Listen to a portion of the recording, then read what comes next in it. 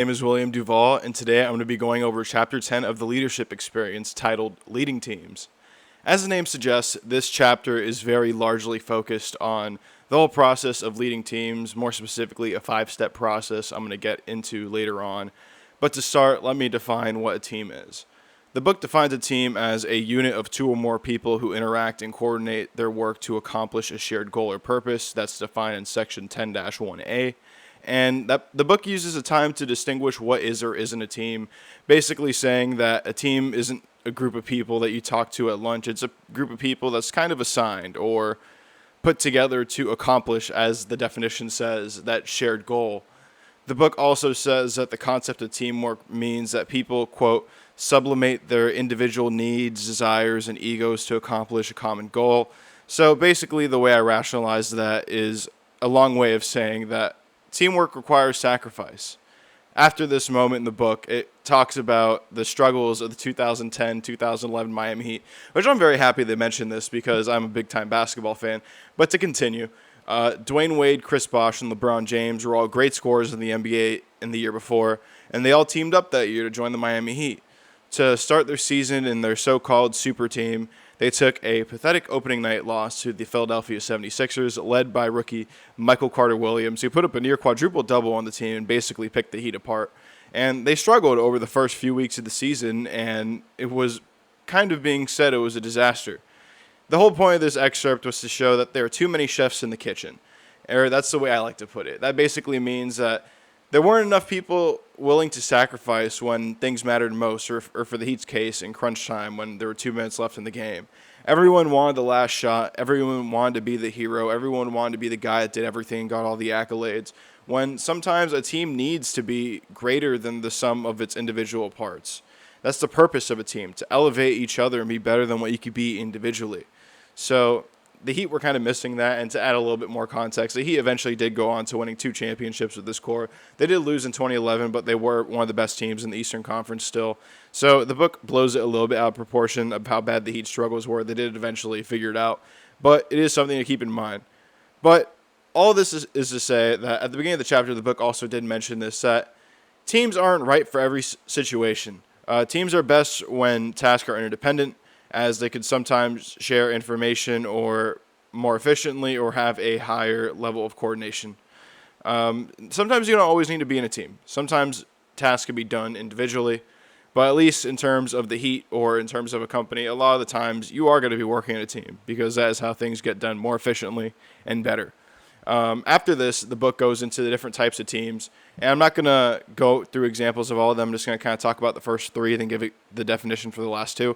But a functional team is a team made up of a supervisor and direct reports in the formal chain of command. So it's part of the traditional vertical hierarchy, and it usually makes up one department. And the book's example was a quality control at Blue Bell Ice Cream.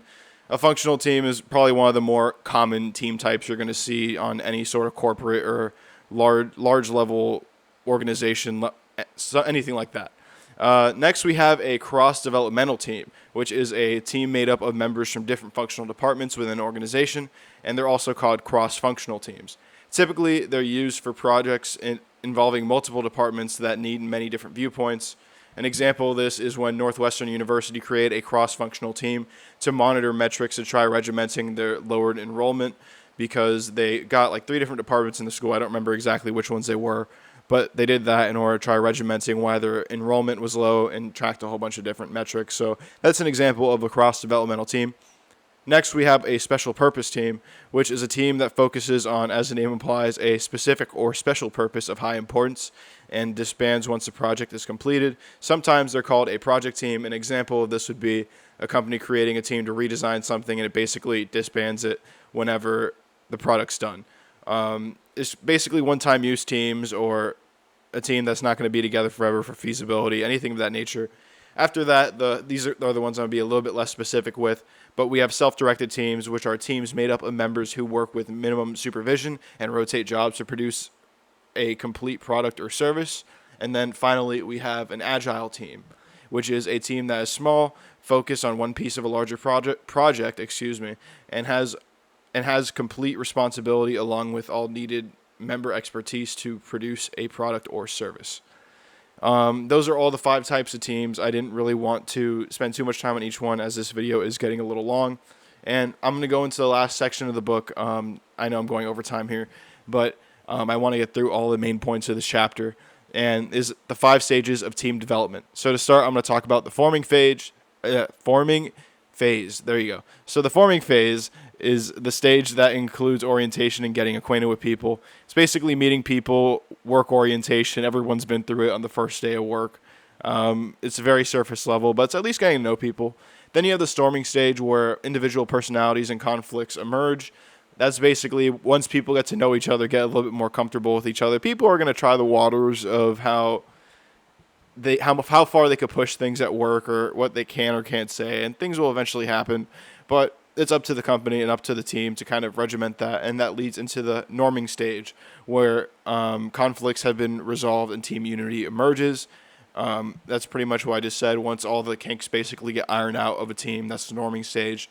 Then you have the performing stage where the major emphasis is on accomplishing the team's goals, whatever they set out to do. That's kind of the purpose of the whole team. And then finally, adjourning, which is when there's a limited task to perform, which is basically wrapping up, gearing down, signifying closure, whatever team this is, whether it was a company or just a team or some sort of department. Adjourning is usually the last and final stage of this. And the end of the chapter talks about cohesiveness and groupthink, which I'm not going to go too much into. Cohesiveness is basically how together a group is and how in sync they are and how much synergy they have. And groupthink is basically when a group is, as the name implies, when a group is thinking. And they're all giving their own opinions and giving their own input and working towards achieving a goal with their thoughts. So that's been chapter 10. Sorry I went over time, but I want to go through everything and make sure I basically dotted all my I's and crossed all my T's, or whatever the saying is. So thank you very much, and I'm done. Thank you.